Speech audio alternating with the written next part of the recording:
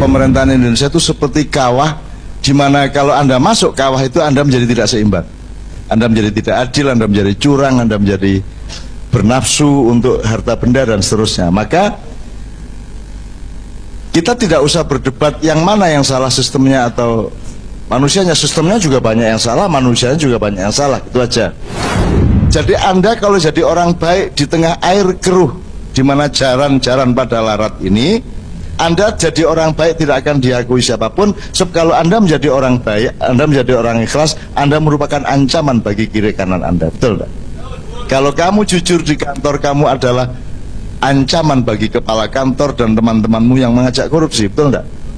Nah, Anda nanti baru diakui kebaikan Anda kalau sudah mati. Saya ini ancaman bagi siapapun, makanya tidak mungkin saya menjadi apa-apa. Tidak mungkin ada media yang menjagokan saya untuk jadi apa-apa.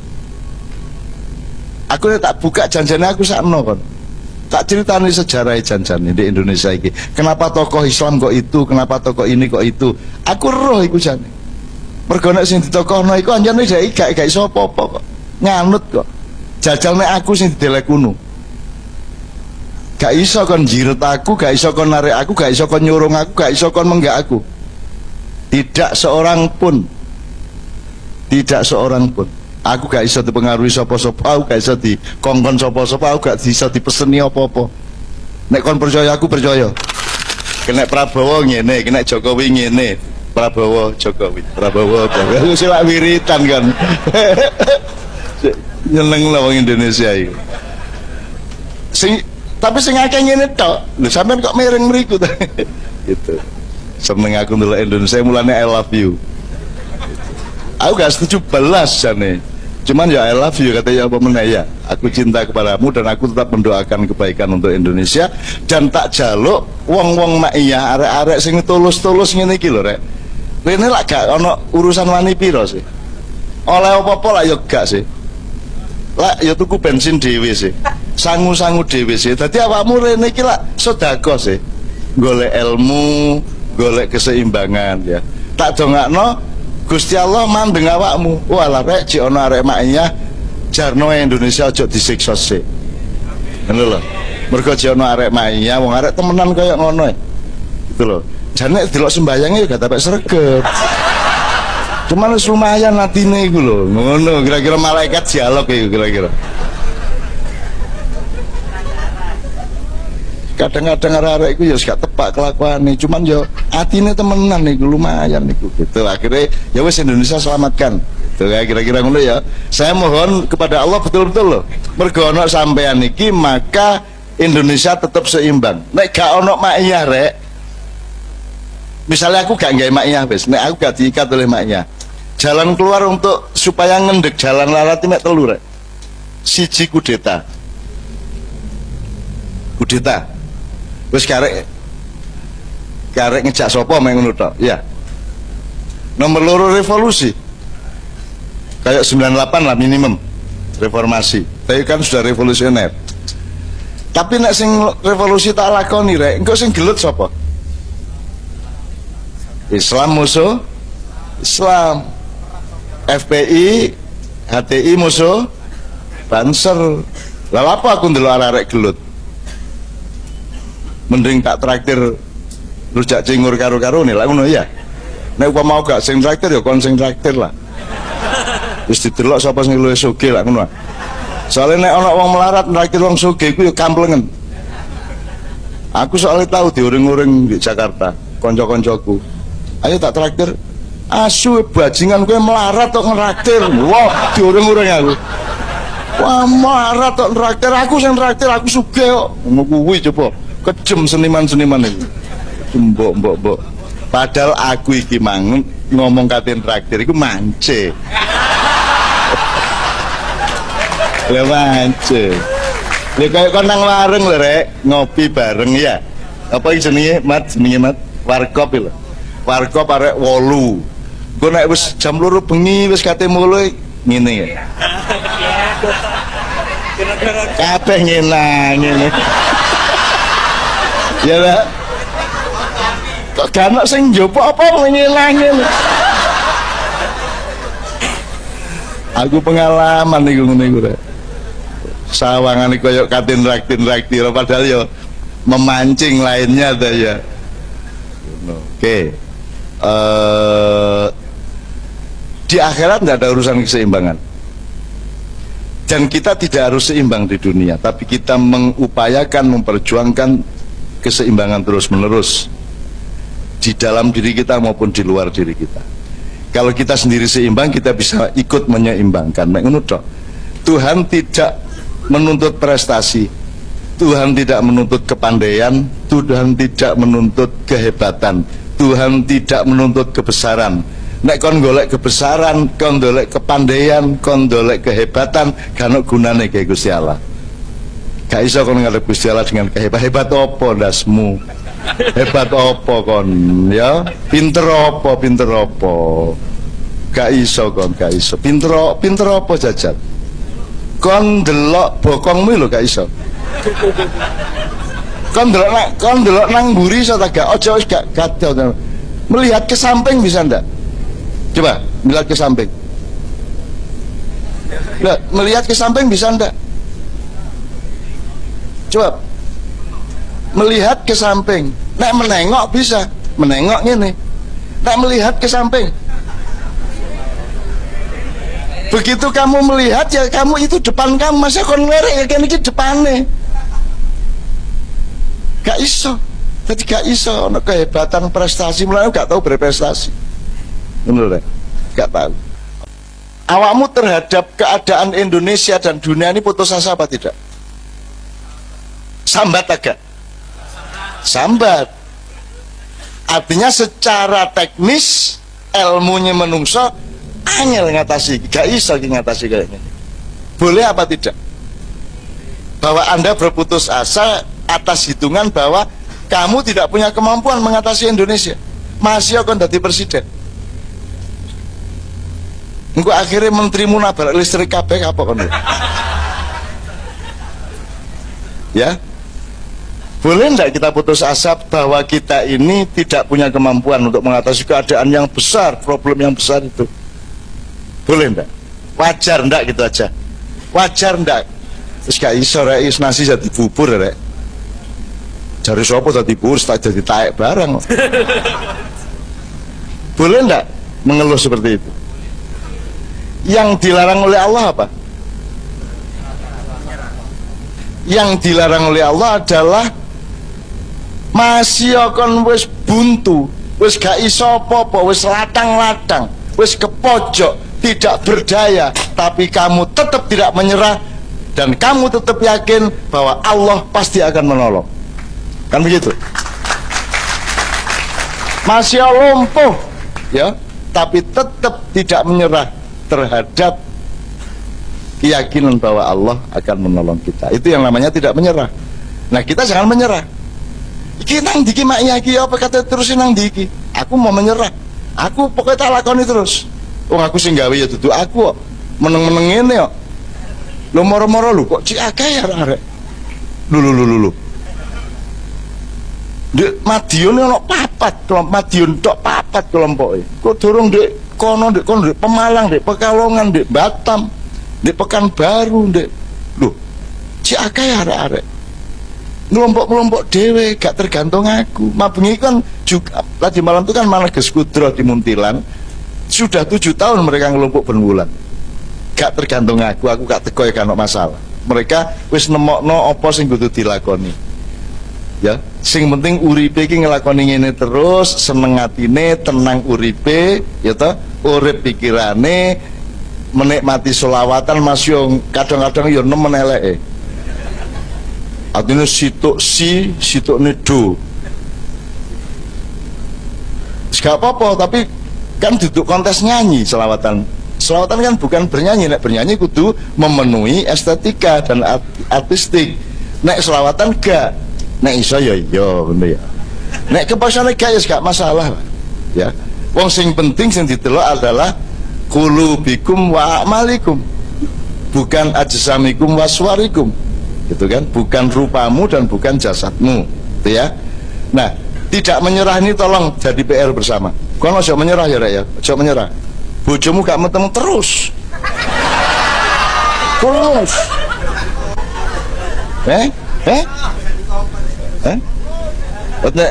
Nek iku gak putus asa iki ya. Suwe-suwe kan tujuanmu berubah. Suwe-suwe. Wis pokoke aja putus asa rek ya. Ojo menyerah ya. Iki soalnya fatwane anakku iki. Jangan menyerah. Soalnya dia nggak kaos bal-balan ini duduk jenenge dia tapi EAN Junior niku yo EAN JR gitu. Wah ya wes jangan menyerah ya wes aku terus tunggu Yudi aku Masya Allah anakku cintane karo aku ya Allah benjing-benjing mugi-mugi anakku lan iki saged nerusaken ngilekno banyu Kalimaiyah niki. Kita mengenal istilah first world countries, second world countries, dan third world countries. Negara dunia satu, negara dunia kedua, negara dunia ketiga. Indonesia dikategorikan sebagai negara dunia ketiga atau negara berkembang. Teman-teman sekalian, dunia akan segera berubah. Teknologi digital semakin luar biasa dan distribusi populasi maupun ilmu pengetahuan sedemikian mempengaruhi geopolitik, geoekonomi dan juga geobudaya. Maka dalam waktu yang tidak akan terlalu lama akan terjadi perubahan level yang tadi tiga tadi. Amerika akan menjadi negara dunia kedua, Eropa akan menjadi negara dunia ketiga, Asia Pasifik, negara-negara Asia Pasifik akan menjadi pusat ekonomi dunia sehingga dia akan disebut negara dunia pertama. Jadi Cina terutama akan menjadi negara nomor satu di dunia.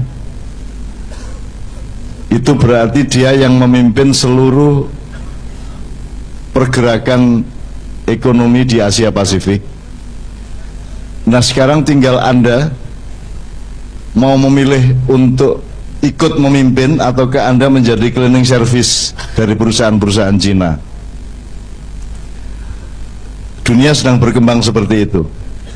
Nah pemimpin-pemimpin yang sedang menjadi pemerintah negeri ini tidak memiliki keberanian atau kepercayaan diri untuk membawa Indonesia menjadi sebagaimana seharusnya dan sebagaimana yang merupakan potensinya, sehingga kita akan tergiring untuk sampai hari ini kita kecenderungannya akan tergiring menjadi pelengkap penderita dari kekuatan ekonomi Asia Pasifik itu. Asaki monggo. Sebenarnya ini kita harapkan dari parpol-parpol, kita harapkan dari universitas-universitas untuk bisa memimpin anak-anak muda menjadi generasi masa depan yang bangkit untuk menentukan dirinya sendiri dan mengerti kekayaannya sendiri. Tapi Anda tahu polisi-polisi yang bergulir selama 3 tahun ini adalah polisi-polisi yang penuh tidak percaya diri, polisi-polisi yang meletakkan Indonesia sebagai inferior, sebagai pelengkap penderita, sebagai objek, sebagai pengemis, sebagai pendompleng, sebagai apa menarik ekor. Nah sekarang ini bisa merupakan pilihan negara dan bangsa, bisa merupakan pilihan dari individu atau kelompok-kelompok. Oleh karena itu Anda harus mendidik anak Anda, juga Anda sendiri, adik-adik Anda, untuk menjadi manusia yang tidak menyerah terhadap yang akan menjadi masa depan dunia itu. Jadi kon kudu nunggangi jaran larat sing gak iso dindek iki. Caranya adalah dengan meningkatkan kepercayaan diri Anda, meningkatkan semua penyuburan bakat-bakat Anda. Anda harus fokus terhadap kemampuan Anda, harus kerja keras, kudu wani tanding, kudu wani tandang, supaya Anda tidak menjadi gelandangan di negara Anda sendiri. Nah ikut tok.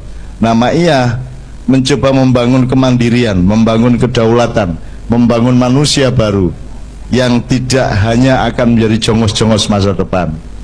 Nah monggo, ini dielaborasi oleh forum-forum ma'iyah di mana-mana, dan itu bisa kita lakukan dari lingkar-lingkar kecil karena kita tidak punya peluang untuk memberesi seluruh negara ini secara nasional, sebab kita sangat percaya kepada peran-peran di luar manusia. Kita percaya kepada peran Allah, kita percaya kepada peran para makhluk-makhluk yang ditugasi Allah untuk ikut membimbing kita. Kita percaya kepada energi-energi dari masa silam, kita percaya kepada simbah-simbah, sesepuh-sesepuh, panembahan-panembahan, ki ageng, ki gede, para masyayikh, para maulana, dan lain sebagainya, yang juga bekerja sama dengan kita semua.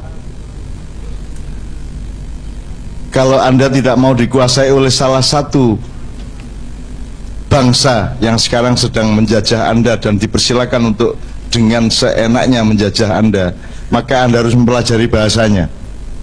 Sebab kalau Anda tidak mempelajari bahasanya, teman-teman sekalian, dulu ada asumsi kesalahan Ki Hajar Dewantoro sebagai Menteri Pendidikan yang pertama adalah dia menghilangkan pelajaran bahasa Belanda.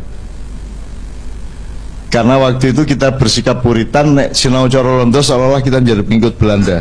Padahal untuk bisa mengatasi kuda larat yang diciptakan oleh Belanda, awakmu kudu menguasai bahasa Belanda. Nek kon lawan arek sing pinter pencak, ya kon kudu sinau pencak. Tak ngono. Kalau Anda melawan suatu energi, Anda harus mengatasi energi itu. Anda harus mutakabirin. Anda harus menjadi orang yang bisa mengatasi, merantasi, ngedeni masalah-masalah yang sedang Anda hadapi, yang malam hari ini kita sebut kuda larat itu. Kira-kira ngono iku rek. Iki dipikir pelan-pelan ya, secara bertahap. Pokoknya minimum awakmu, keluargamu, anakmu, adik-adikmu, dulur-dulurmu, jangan menyerah untuk kelak hanya akan menjadi gelandangan-gelandangan dan jongos-jongos.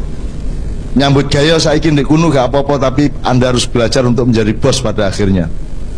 Tirulah orang Madura, masih mek pabrik beting tapi jeragane aku. Itu ya manusia ya. Dan manusia Indonesia punya kemampuan yang luar biasa sebenarnya, cuman tidak dipercaya oleh pemerintahnya, tidak dipercaya oleh bangsanya sendiri, dan kita saling tidak percaya satu sama lain, saling dengki satu sama lain. Nah mohon, ini yang kita kikis di Ma'iyah. Kita tidak dengki satu sama lain, kita harus saling dorong-mendorong, support-mensupport satu sama lain, dan jangan iri kepada kemajuan teman kita ya, kita harus punya keseimbangan hidup, harus punya keseimbangan hati dan pikiran, sehingga kita syukuri siapa saja yang maju, supaya kita juga akan saling mendorong untuk saling memajukan dan menyuburkan di antara satu sama lain. Kalau hidup itu adalah almari dan isinya, maka itu kuncinya tok. Jadi jangan dianggap itu isi almari. Jadi Anda yang harus buka almari hidup Anda, terus Anda harus cari isinya almari hidup Anda itu. Jadi jangan kunci dituntut untuk menjelaskan isi almari, ngerti ya? Jadi yang penting ingat-ingat aja, kata-kata itu dipakai untuk kunci.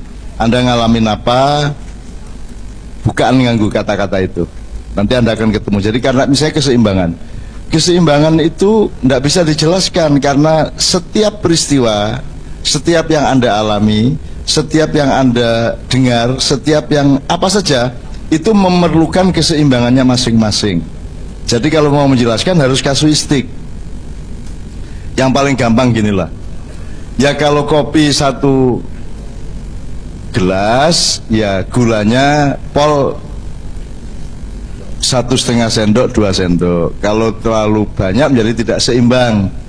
Itu ya yang paling gampang. Nah, ada orang yang sholatnya agak berkembang dikit ya software. Sholatnya luar biasa, tapi kelakuannya kurang oke, kurang sayang kepada orang miskin, tidak tata krama dengan orang tua dan seterusnya. Itu namanya tidak seimbang. Keseimbangan adalah ketika semua yang dituntunkan oleh Allah itu Anda lakukan secara seimbang, ya ngono meneh. Secara seimbang. Jadi ya setiap Anda alami apa-apa, berpikir tentang keseimbangan, nanti akan ketemu keseimbangannya. Sebab nggak bisa dijelasin seimbang gitu doang, nggak bisa. Karena apa dulu masalahnya? Bersuami istri ada keseimbangannya sendiri, kan gitu kan? Bapak sama anak ada keseimbangannya sendiri. Apa saja, Anda bertetangga ada keseimbangan sendiri, Anda bernegara juga ada keseimbangannya sendiri, gitu ya. Misalnya jarang larat, opo ae sing gak iso dindek iki rek. Iki wis gak iso iki. Wis pokoke didoli kabeh iki wis entek iki suwe-suwe iki wis gak iso dindek iki ya, itu berarti jalan larat. Iki apa iki narkoba iki gak habis-habis ini. Wong tidak jelas siapa yang menjual, siapa yang memberantas kok. Kadang-kadang sama-sama saja kan gitu. Ini tidak bisa dindek, ini tidak bisa dihentikan, berarti jalan larat. Nah, temukanlah jalan larat dalam kehidupan Anda sehari-hari serta di dalam bernegara, bermasyarakat. Benar ya? Jadi itu kuncinya saja. Kembali ke soal politisi tadi. Sebenarnya tidak hanya politisi di parpol sebenarnya, yang kalau istilah Anda tidak ikhlas tadi itu kan maksudnya kan tidak meletakkan diri sebagai orang yang dibayar oleh negara untuk mengabdi kepada rakyat di negara itu, kan itu yang disebut tidak ikhlas. Nah, sekarang pertanyaan pertama adalah, ini sistemnya yang salah apa manusianya yang salah?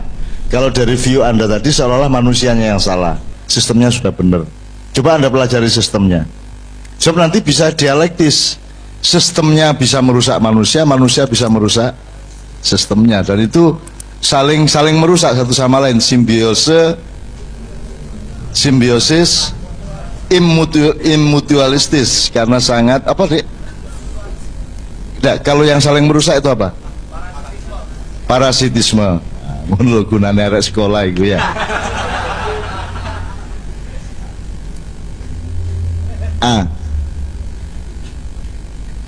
Kalau Anda tidak percaya, Anda lihat nanti Anda jadi sarjana, terus api kon wonge. Pikirannya ya seimbang, ndelok rakyat ya jernih gitu ya. Begitu Anda menjadi staf menteri, ya, kok mulai berubah wong iki gitu. Loh, kok mulai seje caranya ndelok rakyat gitu ya. Mulai berbeda cara dia memandang rakyat dan seterusnya. Jadi ketidakseimbangan itu adalah ancaman bagi setiap orang. Ketika sistemnya, gilingannya, kalau pakai istilah yang di Padang Bulan, kalau gilingannya memang membuat Anda tidak seimbang. Jadi birokrasi dan pemerintahan Indonesia itu seperti kawah, di mana kalau Anda masuk kawah itu Anda menjadi tidak seimbang. Anda menjadi tidak adil, Anda menjadi curang, Anda menjadi bernafsu untuk harta benda dan seterusnya. Maka kita tidak usah berdebat yang mana yang salah, sistemnya atau manusianya. Sistemnya juga banyak yang salah, manusianya juga banyak yang salah, itu aja. Yang jelas di Ma'iyah ini kita berlatih menjadi manusia yang kalau bisa tidak seperti itu, karena Anda punya pertimbangannya lebih luas, yang lebih kompleks dan Anda punya teori mengenai keseimbangan hidup, sehingga mudah-mudahan Anda tidak menjadi seperti itu. Paling tidak kadar Anda tidak setinggi itu kerusakannya, gitu loh. Ini ya cuman nandur satrio. Kita cuma menanam ksatria, menanam perwira hidup di Ma'iyah ini. Karena kita sementara ini belum diizinkan berbuat sesuatu yang lebih makro. Jadi yang bisa ya cuma nyiramin anak-anak untuk bisa lebih sehat hidupnya, pikirannya, hatinya. Karena penyakit di Indonesia dicari keluar gampang, dicari dalam gampang. Kalau dicari luar misalnya negara dan pemerintah tidak seimbang. Bahkan pemerintahnya sendiri tidak mau tahu bahwa negara sama pemerintah berbeda. Ini kan sudah berapa kali saya omongkan di Ma'iyah. Pemerintah itu bukan negara dan negara itu bukan pemerintah, itu beda. Rumah tangga tidak sama dengan keluarga, keluarga tidak sama dengan rumah tangga. Kasir bukan bendahara, bendahara bukan kasir, gitu gak? Dibutuhkan kedua-duanya.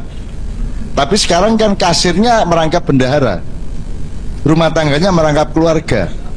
Jadi gaji dari kantor bapak langsung ke ibu di rumah dan seterusnya. BUMN langsung store ke Departemen Keuangan. Padahal Departemen Keuangan itu bukan lembaga negara tapi lembaga pemerintah. Padahal BUMN kan badan usaha milik negara, bukan BUMP. Kalau BUMP badan usaha milik pemerintah. Itu juga satu jenis ketidakseimbangan banyak sekali. Misalnya yang pegawai kantor kabupaten atau kota madya atau gubernur, ada nggak? Anda taat nggak sama gubernur? Lah karepmu yuk. Selama ini prakteknya taat nggak? Ada nggak di kantor kabupaten yang tidak taat kepada bupati? Bupati sangat berkuasa nggak? Padahal bupati itu pegawai negeri apa negara apa pegawai pemerintah? Pegawai pemerintah. Sementara ASN-nya, PNS-nya kan pegawai negara. Kan sebenarnya bukan dalam satu struktur. Yang satu jabatan politis, yang satu jabatan kenegaraan. Jadi sebenarnya bupati tidak punya hak. Wong dia cuma outsourcing. Ya toh? Presiden adalah TKI 1, Tenaga Kerja Indonesia seri 1, Yusuf Kala 2, bupati-bupati sekian ratus kan gitu kan. Mereka semua outsourcing. Meneng-meneng dadi bupati, dadi wali kota gak ro apa-apa, sing arek-arek anak-anak yang sudah kerja puluhan tahun di situ menjadi bawahannya. Siapa yang lebih menguasai masalah sebenarnya? Yang sudah kerja puluhan tahun apa yang baru aja menjabat menang pilkada? Kan sekarang Indonesia dikuasai oleh orang yang tidak menguasai masalah, membawai orang yang sangat menguasai masalah. Akhirnya yang terjadi adalah dingki-dingkian, jegal-jegalan, betul enggak? Nah, itu salah satu contoh ketidakseimbangan. Sambil saya minta maaf soal bahasa Madura dan bahasa Jawa tadi ya, saya minta maaf. Saya sudah terlalu tua untuk bisa bahasa Madura sehingga tidak mungkin saya belajar bahasa Madura, tapi saya sangat ingin sebenarnya belajar bahasa Madura, tapi salahnya saya tidak pernah punya kesempatan untuk itu ya. Jadi kalau saya harus bisa bahasa Madura, saya mohon semua jamaahnya juga harus bisa bahasa Madura. Enakmu aku ijen tok sing dikongkon. Kon gak lah enak dhewe. Nek kalau memang mau gitu aja bareng-bareng semua kita belajar. Tapi orang Madura emang begitu. Itu contoh dari kepercayaan diri, contoh dari kedaulatan gitu.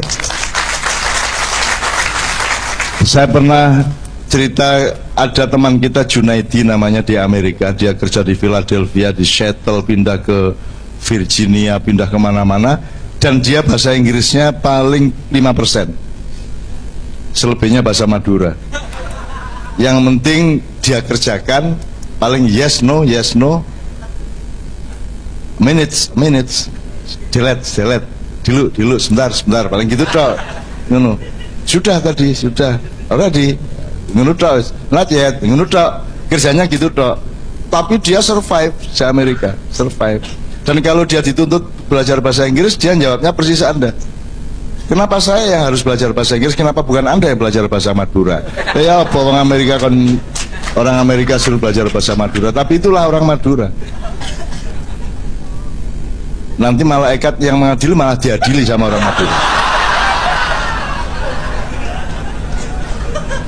Man rabbuka, masa saya tidak tahu?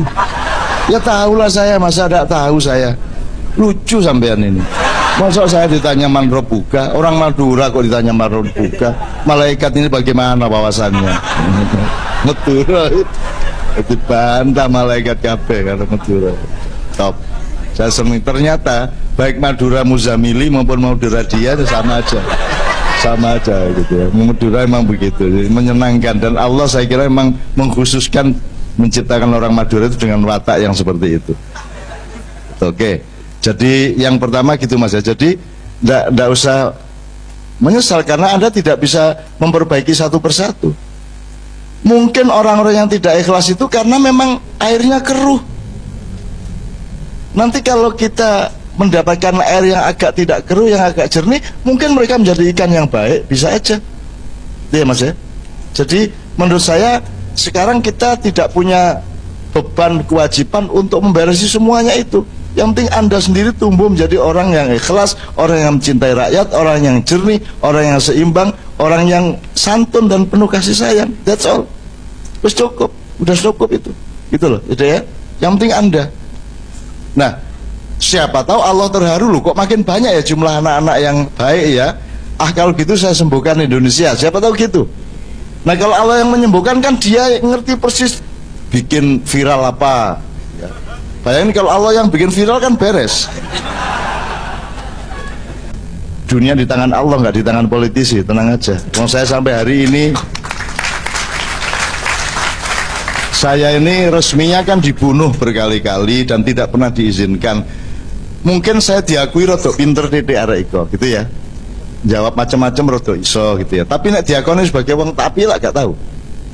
Diakoni sebagai orang yang bersih dari ini dari itu kan gak tahu. Aku mek diakoni dadi wong paling kon takono Cak Nun ku mesti rom paling ngono tok.